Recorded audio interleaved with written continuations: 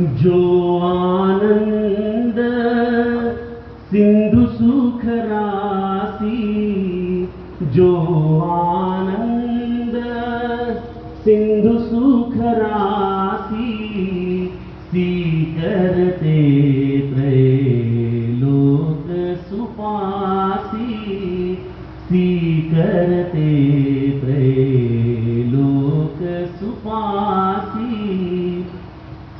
सो अस नाम राम अस धामा, सो अस राम नाम अस धामा, किल लोकदा यक विश्रामा।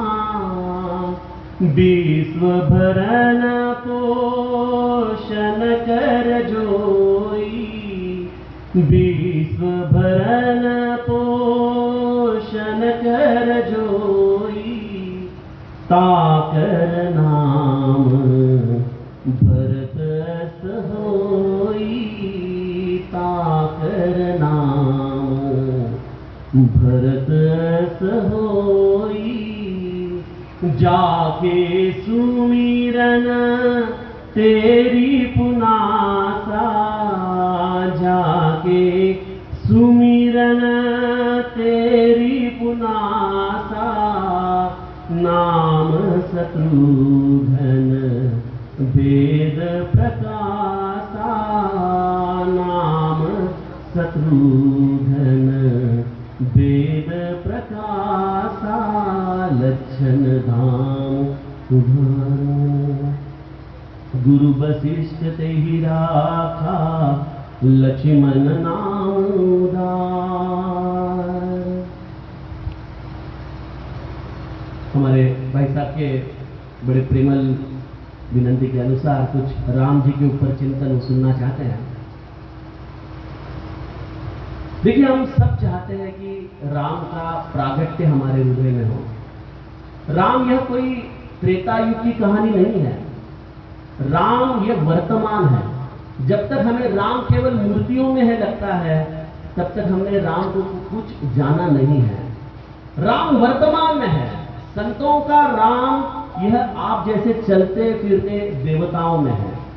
देखो, हमारी ताई भारती ताई, आप में से कई लोग शायद गए होंगे वहां पे, नहीं गए हैं तो मैं आपको हाथ जोड़ के प्रार्थना करूंगा कि आपके पास यहाँ पे चलता फिरता राम युग क्या है वो देखने का एक सौभाग्य है।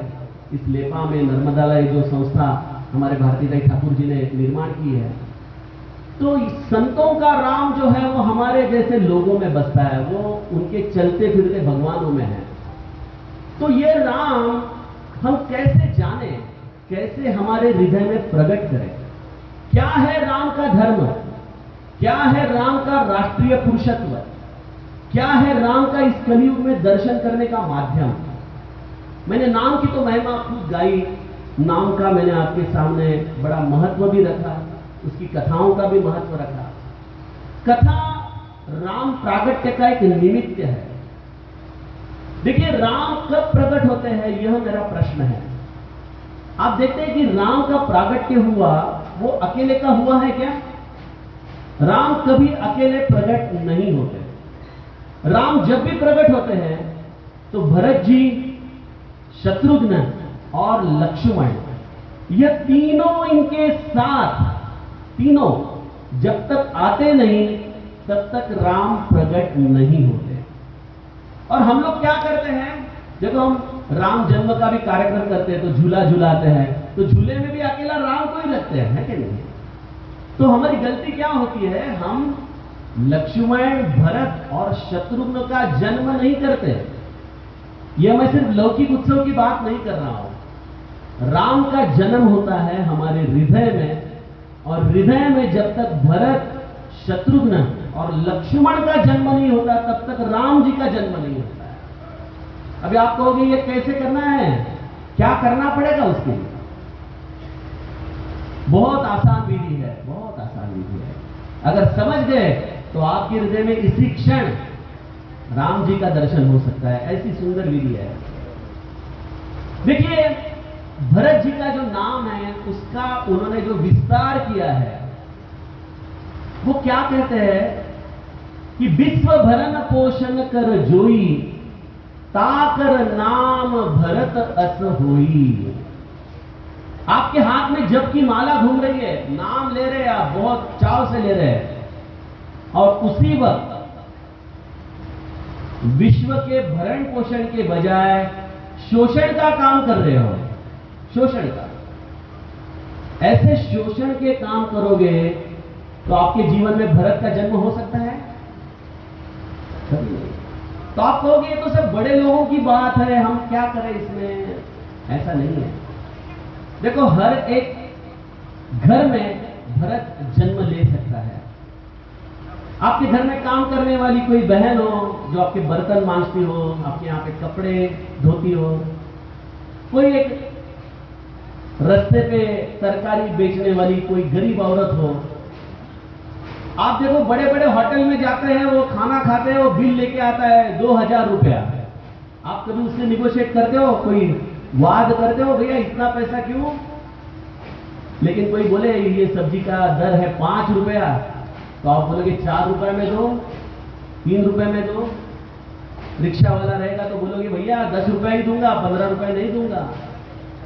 जो गरीब है, जो इस जीवन की त्रासदी से व्यथित है, अगर आप उस व्यक्ति को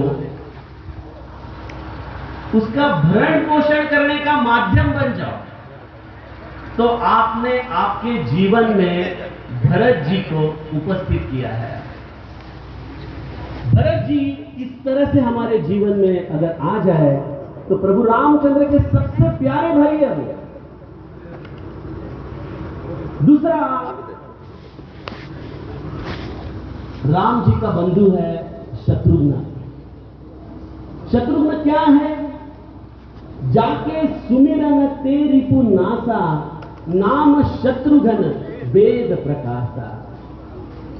देखिए, राम नाम लेने वाले, राम कथा सुनने वाले, ये जो हम सब भागवत प्रेमी हैं, उनके लिए ये एक बहुत बड़ा पथ्य है। अगर आप सही मायने में जीवन में राम जी के दर्शन चाहते हो तो यह चीज आपके लिए अनिवार्य है कि आप जीवन में किसी के बारे में बहुत अत्यंतिक शत्रुत्व की भावना लेकर अगर जी रहे हो तो आपके जीवन में शत्रुघ्न का जन्म होना बिल्कुल असंभव है।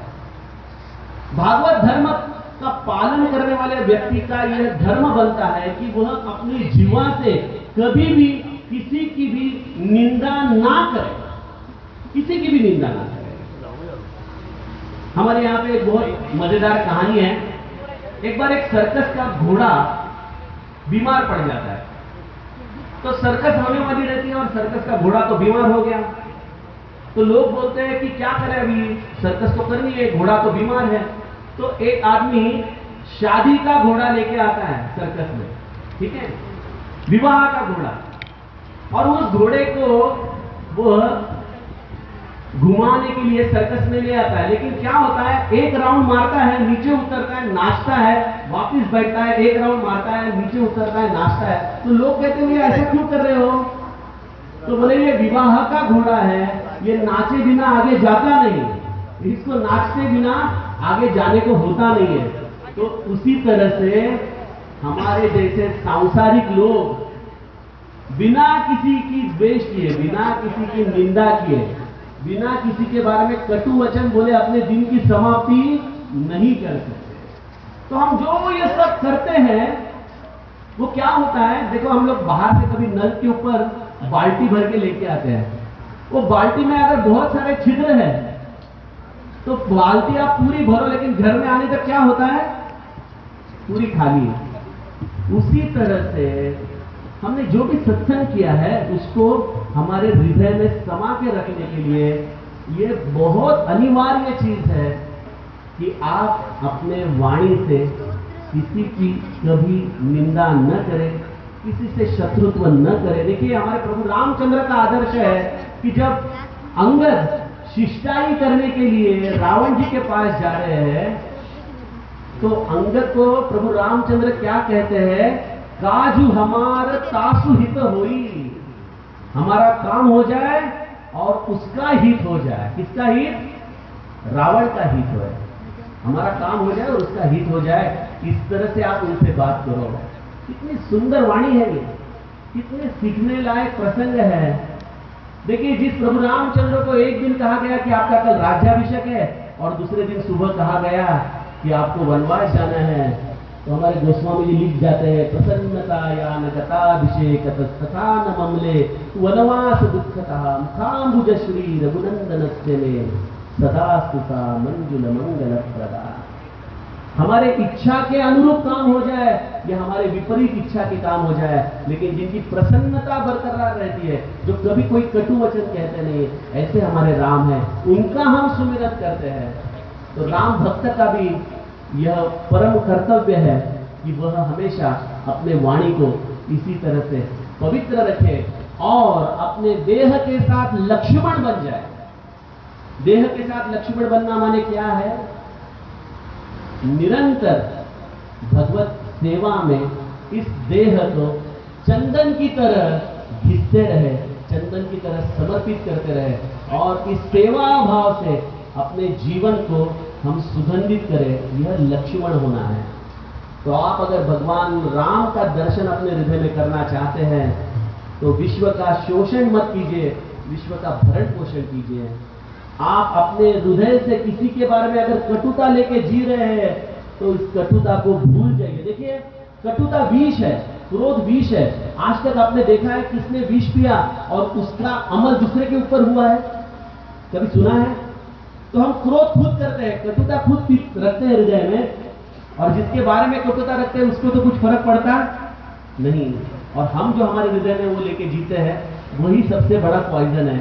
तो ये शत्रुघ्न का चरित्र हमारे जीवन से वो कटुता मिटाए और हमारा यह देह लक्ष्मण के जैसे भगवत कार्य में, जैसे इस सामाजिक उपक्रम के साथ एक बहुत अच्छा राम कार्य हो रहा है, वैसे लक्ष्मण के भांति हम हमारे देह को राम कार्य में रखें। ऐसे अगर ये तीन बंधु हम हमारे आचरण से हमारे घर में, हमारे हृदय में उनको जन्म दे, तो प्रभु रामचंद्र उन्हें छोड़ के कहीं पे नहीं जाते हैं, वो अपने साथ, उनके साथ ही रहते हैं हमेशा। तो यह सुंदर माध्यम है कि आप आपके जीवन में प्रभु रामचंद्र का दर्शन करें। हमारी छोटी बहन आ चुकी है, हमारे बच्चे भी आए हैं भजन सुनने के लिए, तो मैं उन्हें विनती करता हूँ कि यह सुंदर भजन